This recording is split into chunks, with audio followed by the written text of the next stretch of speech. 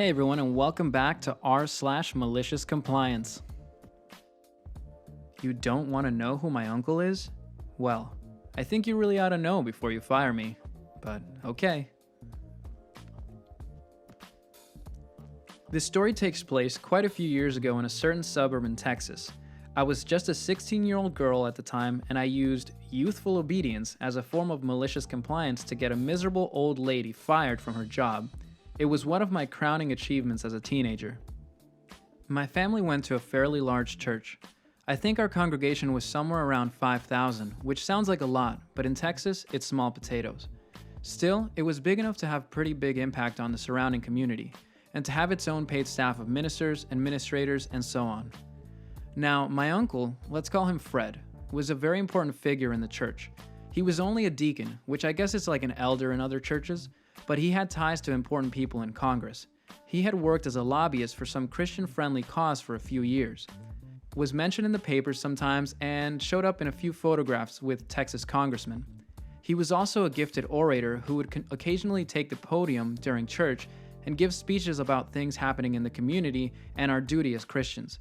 He was very highly regarded in the church and was treated almost like a second pastor, even though he was just a deacon. However, my Uncle Fred was also a humble man who often downplayed his importance. He made it clear to my family that he did not want any of us bragging about him or seeking special favors because of his stature. As a result, not many people fully realized that I was his niece, even though he adored me, and all the rest of his nieces and nephews. He did not have any children of his own, so we were like his children, often visiting his house and spending time with him. I should note that, despite his humble demeanor, Fred had an aggressive side, probably from his years working in politics. Anyone who messed with his loved ones got the scorched earth treatment, and then some. About a year before this story takes place, someone had accused one of my cousins of snatching money out of the offering plate. Fred knew for a fact that this cousin would never do such a thing. He formed a formal investigative committee, and they came down so hard on my cousin's accuser that he left the church altogether. So while my uncle was loved, he was also, at least to a certain extent, feared. Now on to my story. It was summer break, and I, looking for a way to earn a little money, took a job working with children in our church's children's ministry. It was under-the-table work that mostly involved supervising the children during church functions, like our twice-weekly children's Bible club and vacation Bible school. The kids loved me, and I loved them, and it was all in all a pretty sweet gig. Except for one thing. The children's minister, a lady I'll call Sue, was an absolute witch. I could go on and on about witchy things she did, but I'll just summarize by saying that she was your usual arrogant, rich, southern white lady, with a snobby, passive-aggressive pattern of behavior and a wicked mean streak. I'm not even sure how she got the job as children's minister. In fact, I remember some kind of controversy about the Bible forbidding women from being ministers or something, as she was clearly miserable around children, and they were likewise miserable around her. She made an otherwise joyful summer job miserable, constantly blaming me for doing things wrong, rude, condescending. She even went as far as messing with my under-the-table pay, and I was always having to count my hours myself and go to the head of the children's committee, who I'll call Karen, to fix it. Everyone, except the upper echelons of the church, hated her, and the only reason the big guys liked her was because she put on a sickly sweet mask during church, and she was highly skilled in the art of brown-nosing. Now, my uncle had said, when I first got my job, that he wanted me to go through the proper channels if I had any issues out of professional courtesy. This sounded reasonable, so I agreed. If I ever had an issue with Sue, I would discuss it with Karen, the head of the children's committee. Sadly, Karen was a typical, Karen. May I speak to your manager? Haircut. Uppity soccer mom, and so on. She was also friends with Sue. My efforts to discuss my many issues with Sue and her witchiness were dismissed. Karen thought that I was overreacting. She was a little nicer than Sue, though, so at least she was willing to fix my pay when Sue shorted me. I tolerated Sue's antics for a month. It was difficult, but manageable. As long as I just nodded and smiled, she would go away for a bit and I could go back to playing with kids and getting paid for it. Not the best situation, but not terrible. But then, I got into social media spat with Sue's son, and everything changed. I say social media, but social media as we know it had not quite been invented yet. In reality, he and I got into an argument in an AOL Instant Messenger chat room. Remember those? That had been set up for the youth in our church. I don't even remember what it was about, some dumb teenage thing. But we ended up publicly hurling insults and he took it personally. At the end of our argument, he said quite plainly, "You must not know who my mother is. I'll have your job over this." The next time I showed up for work, Sue was noticeably meaner. She doubled down on berating me and being condescending. Rather than going off to do something else when I did my nod and say yes routine, she continued to hover over me, pointing out every little mistake that I allegedly made. She even had the gall to mention the spat I had with her son. "You're lucky to even have a job today. I can't believe the horrible things you said to my son. Anybody who is capable of such remarks has no place working for this church." At the end of the day, she called me into her office. In her hand was a disciplinary form. On her face was a crap-eating grin. She said that due to my poor behavior and improper attitude, she had no choice but to write me up. The form was clearly something that she cooked up herself, complete with spelling and grammar errors. Having been conditioned all my life to submit to adult authority, I signed it, almost on instinct. But I was seething. I had done absolutely nothing wrong and the children loved me. This was clearly about the fight I had with her jerk son. I think Sue could tell that I was mad because my hands were shaking when I signed it, and it made her grin even more. She really was an absolute witch. I was venting to a friend about the whole situation later that evening. She couldn't believe that Sue would treat one of Fred's beloved nieces in such a way. She then pointed out that it was very possible that Sue didn't even know that Fred was my uncle. Remember how I said that he expected us to be humble and not use our connections with him for special treatment? Plenty of people didn't realize he was my uncle. He had a lot of nephews and nieces after all. So, being sick of Sue's treatment of me and mad at the write-up she had conjured out of thin air, I decided I would inform her of just who she was messing with, in hopes that she would back off. My next shift rolls around and I attempt to diplomatically drop a big hint that Fred was my uncle and that Sue would do well not to screw with me.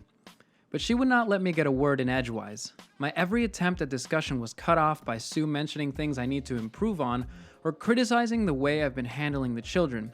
I finally dropped all pretense at being diplomatic and attempted to straight out tell Sue that Fred was my uncle. Sue cut me off before I could finish and said, "I don't care who your uncle is. It's certainly no excuse for your antics.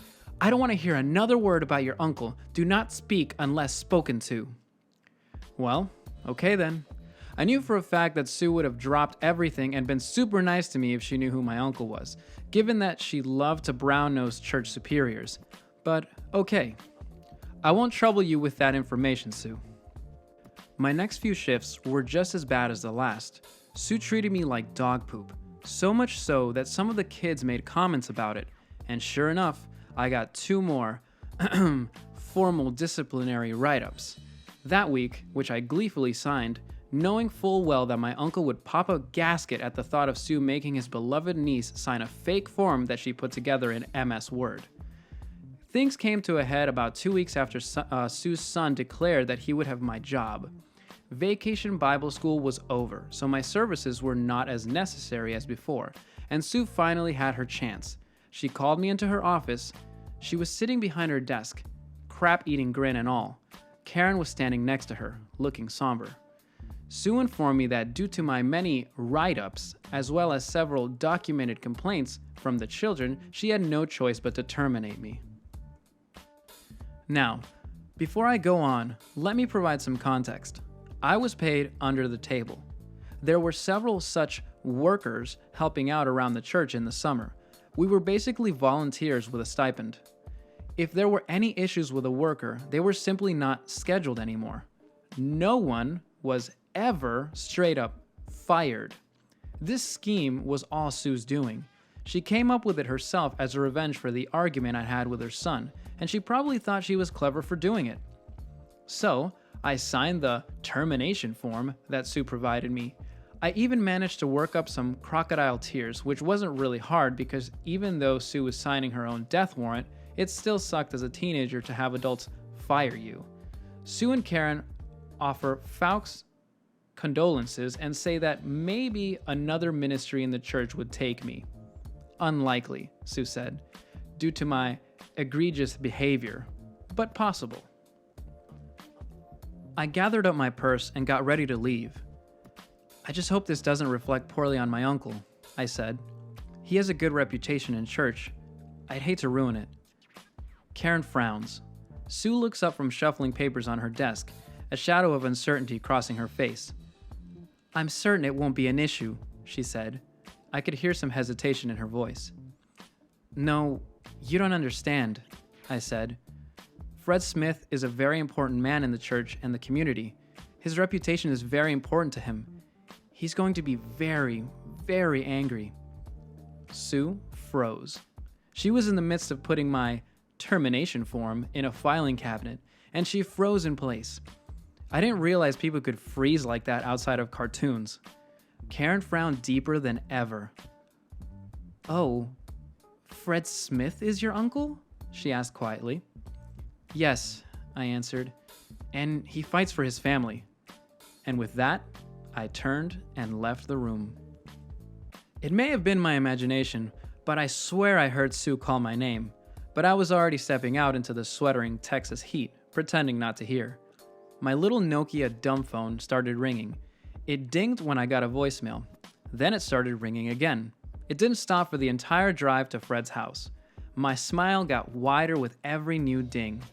Sue left at least a dozen voicemails. I listened to one for craps and giggles. It was Sue, in a sickly sweet voice, crooning about how she was willing to discuss my concerns if I returned to her office, even offering additional financial compensation for my work, if I were willing to work something out. In other words, she was trying to bribe me. I ignored her and went to break the bad news to my uncle, working up some more crocodile tears for good measure. Fred didn't understand what I was trying to say at first. You can't be fired. You're not even on payroll, he said, but I made it abundantly clear through tears that yes, I had just been fired.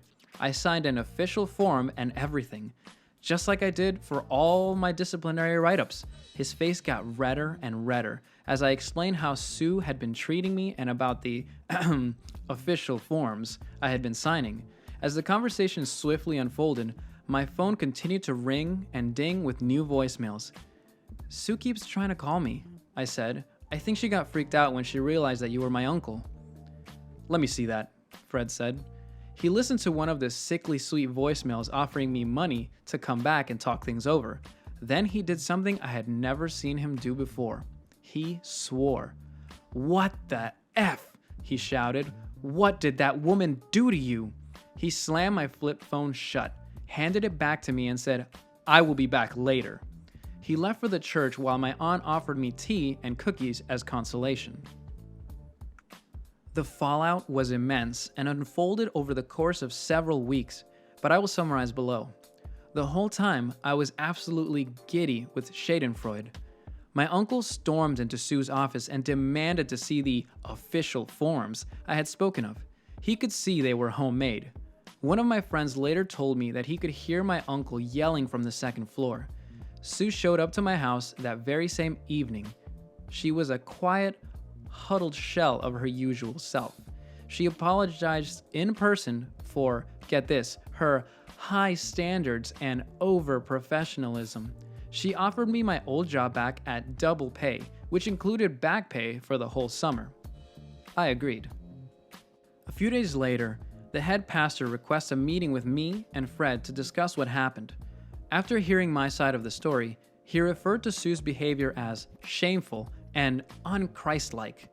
He was usually an upbeat person who never said a bad word about anyone, so these were some real stingers. He assured me that he would thoroughly discuss the issue with Sue. It goes without saying that Sue was now unable to brown-nose the head honchos of the church like she used to. The next big church service comes around.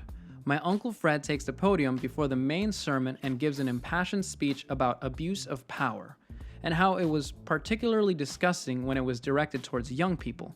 He heavily implied that such an occurrence had just happened in this very church, and he had some thinly veiled references to Sue. She was in attendance.